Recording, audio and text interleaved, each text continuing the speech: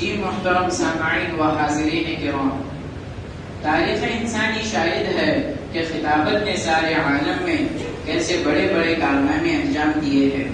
خطابت نے ایمان و یقین کی شمعیں روشن کی ہے، رشد و ہدایت کے دریا بہائے ہیں۔ اس نے انسان کو قید و بند کی زندگیوں سے آزاد کیا ہے، مظلوموں کو ظلم و جبر کے خلاف علم بغاوت بلند کرنے کا حوصلہ دیا ہے، ظالموں کی حکومت میں تباہی مچائی ہے، کمزوروں کو اپنے حق کے لیے لڑنا سکھایا ہے۔ اس نے قلعوں کے قلعے فتح کیے ہیں، میدانوں کے میدان جیتے ہیں۔ خطابت نبی کی زبان تک پہنچی تو دعوت و ہدایت بن گئی، جب واعظ کی زبان سے آسنا ہوئی تو نصیحت و موعظت بن گئی، جب مجاہد نے اسے اپنایا تو نعرہ انقلاب بن گئی، جب کسی قائد یا لیڈر نے اسے اختیار کیا تو ترانہ سیاست بن گئی۔ الغرض خطابت نے ہر زمانے کے اندر الگ الگ رنگ و روپ میں اپنا جوہر دکھلایا ہے، کیونکہ خطابت میں جادو ہے، سحر ہے، تاثیر ہے۔ شاعر کا کہنا ہے، خطابت وجد میں آئے تو پھر ہتھیار بن جائے، کبھی نیزہ کبھی خنجر کبھی تلوار بن جائے۔ خطابت کی گل فشانی مسلم ہے زمانے میں، یہ نجاشی کے آگے جعفر تیار بن جائے۔ آئیے اسی خطابت کے لیے دعوت دیتا ہوں عبداللہ جاوید حسین کو، جو مدرسہ عربیہ مدینۃ القرآن کے شعبہ ناظرہ کے طالب علم ہیں۔ آپ کے سامنے اہمیت سلام مسنون کے عنوان پر تقریر کریں گے عبداللہ جاوید حسین۔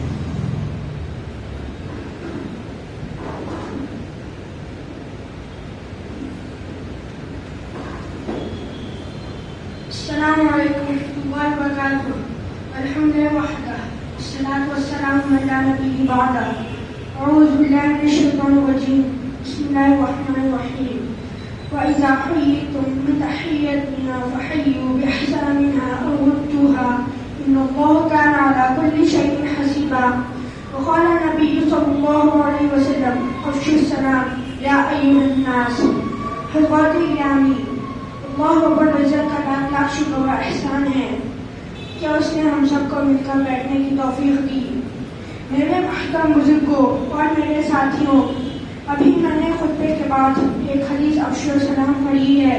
اس کا مطلب یہ ہے کہ سلام کو عام کرو، مرد ہو یا عورت، چھوٹا ہو یا بڑا، اپنا ہو یا غیر، اجنبی ہو کے شناسا، نادار ہو کے مالدار، امیر ہو کے غریب، ذی علم ہو کے بے علم، سلام سے پیش آ کر سب کی سلامتی چاہو۔ آج ہم سب مذہب اسلام کی تعلیمات اور حضور خود نور محمد صلی اللہ علیہ وسلم کے طریقۂ زندگی سے کتنی دور جا پڑے ہیں، اس کا اندازہ ہم میں سے ہر فرد و بشر بخوبی کر سکتا ہے۔ جب ہم ایسے لباس روزہ ہوتا رہن سہن پر نظر ڈالتے ہیں تو جو ہماری زندگی کے طور طریقے ہیں، امام آقا مدنی کی تعلیمات سے انحراف پاتے ہیں۔ بس سلام کے متعلق بھی ہمارا یہی حال ہے کہ ہم مجلس میں شرکت کرتے ہیں یا کسی سے ملاقات کرتے ہیں تو سلام کرنا بھول جاتے ہیں، سلام کا تصور بھی ہمارے ذہن میں نہیں آتا۔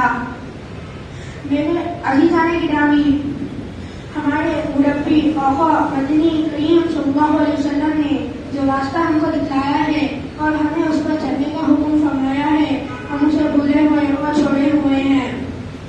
ہمیں سلام کے متعلق کیا سبق دیا تھا، اسی کی یاد دہانی کے سلسلے میں چند فرمان اس کریم آقا کے آپ کے سامنے پیش کرنے کی ہمت کر رہا ہوں۔ آپ صلی اللہ علیہ وسلم نے فرمایا، جب تم کسی سے ملو یا کسی کی مجلس میں شرکت کرو تو پہلے سلام کرو، اور جب وہاں سے واپسی کرو تو واپسی کا سلام کرتے واپس ہو۔ آپ حضرات اس حدیث کو غور کر کے دیکھیں کہ ہمارا کہاں تک عمل ہے۔ اس پر غور سے دیکھنے کے بعد ہماری آنکھ آنسوؤں سے بھر جائے گی۔ آج ہم مجلس اور محافل میں یا کسی گھروں میں احباب و عزیز سے ملاقات میں سلام نہیں کرتے، مزید کہ ہمیں سلام کا تصور بھی نہیں ہوتا۔ اسی طرح عورتیں مردوں سے زیادہ سلام کی خیر و برکات سے محروم رہتی ہے۔ اے فرزندان اسلام، کیا یہی ہماری مسلمانی ہے؟ ہم نام کے مسلمان بنے ہوئے ہیں، کام دیکھو تو غیروں کے اپنا رکھے ہیں۔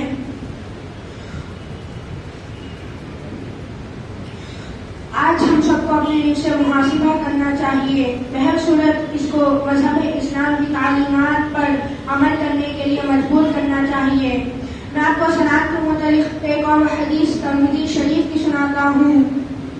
حضرت انس رضی اللہ عنہ روایت کرتے ہیں کہ تاجدار مدینہ صلی اللہ علیہ وسلم نے ایک بار ان سے ارشاد فرمایا کہ بیٹے، جب تم اپنے گھر جاؤ تو گھر کے چھوٹے بڑے کو سلام کرو، کیونکہ اس لیے کہ تمہارا سلام تمہارے اور تمہارے گھر والوں کے لیے خیر و برکت کا سبب ہے۔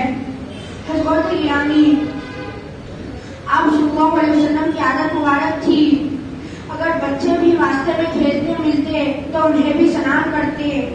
اس طرح انہیں سلام کی عادت ڈالنا اور بڑے چھوٹوں سے ملنے کا طریقہ سکھلانا مقصود ہوتا ہے۔ دعا کرے کہ اللہ پاک ہم سب کو ایک دوسرے کو سلام کرنے کی توفیق دے۔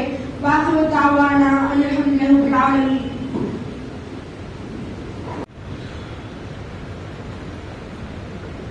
حضرات، جی ہاں، خیالات کی پرواز کا نام یہ خطابت ہے کہ ایک انسان کی آواز ان گنت انسانوں کا معافی مریض بن جاتی ہے، معافی ضمیر بن جاتی ہے۔ تو آئیے ایسے ہی ایک خطیب کو دعوت دیتا ہوں کہ وہ خدا کی نعمتیں کے عنوان پر تقریر کریں گے۔ محمد مشک بلال، جو شعبہ ناظرہ کے طالب علم ہیں۔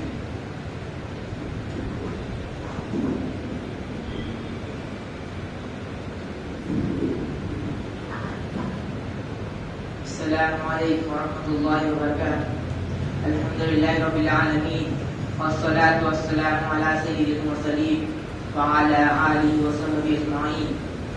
اما بعد، اعوذ باللہ من الشیطان الرجیم، بسم اللہ الرحمن الرحیم۔ وَإِن تَعُدُّوا نِعْمَتَ اللَّهِ لَا تُحْصُوهَا۔ اس میں کوئی شک نہیں کہ اس ذات بلند بالا نے ہمیں طرح طرح کی نعمتوں سے نوازا ہے۔ اس کی مزید لطف و کرم و احسان کی بات یہ ہے کہ جو چیز جتنی ضرورت کی ہے خدا نے اس چڑھتے اس کو عام کر دیا ہے اور بلا کسی معاوضے کے ہم کو عنایت فرما دی۔ میرے دوستوں، آپ یہ غور کیجئے کہ پانی کس قدر ضرورت کی چیز ہے۔ یہ کھانے، پینے، نہانے اور دوسرے بہت سی چیزوں میں اس کی اشد ضرورت پڑتی ہے۔ پانی کی ضرورت کے مطابق اللہ نے اس کو عام کر رکھا ہے۔ حاضرین جلسہ، یہ پھل جو روزانہ ہم کھاتے ہیں، کبھی ان پر غور کیا ہے کہ اتنے میٹھے اور اتنے رسیلے اور اتنے ذائقےدار اور اتنے ملائم اور نرم کیسے ہو جاتے ہیں؟ سو اللہ نے چاند اور سورج کے اندر یہ صلاحیت رکھی ہے کہ ان دونوں کے اثرات سے پھلوں میں یہ سب صفات پیدا ہو جاتے ہیں۔ محترم حضرات، اب زمین سے متعلق بعض مخصوص نعمتوں کا ذکر سنیے۔ اس زمین میں اللہ تعالیٰ نے چھوٹے بڑے بے شمار دریا، تالاب بنائے، ٹیلوں اور پہاڑوں کو پیدا فرمایا، خندق و غار بنائے، اور اسی زمین میں وہ چیزیں بھی رکھتی ہے جن کی قیمتوں کا ہم اندازہ بھی نہیں لگا سکتے۔ مثلا دریا سے نکلنے والے یاقوت و جواہرات وغیرہ، اور زمین سے نکلنے والا سونا، چاندی، تانبا، پیتل، لوہا اور نیز تیل، پیٹرول وغیرہ عظیم عظیم نعمتیں ہیں۔ اس زمین پر قسم قسم کے پھول اگتے ہیں۔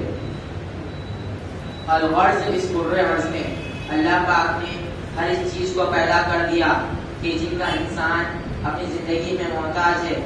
اسی طرح نعمائے خداوندی میں سے جانور بھی ہے، ان کو اللہ نے انسان کے فائدے کے لیے پیدا فرمایا۔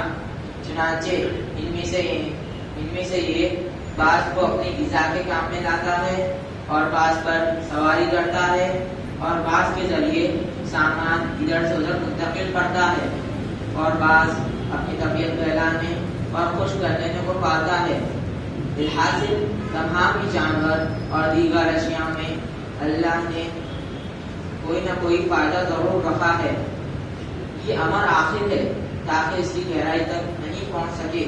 کسی نے کہا ہے نہیں ہے کوئی چیز نکمی اس زمانے میں، نہیں ہے کوئی چیز کمی اس زمانے میں کوئی برا نہیں، قدرت کے کارخانے میں اللہ نے پانی کو عام کر رکھا ہے، مگر پانی سے زیادہ ضرورت کی چیز ہوا ہے، اس کے بغیر کوئی فرد بشر زندہ نہیں رہ سکتا۔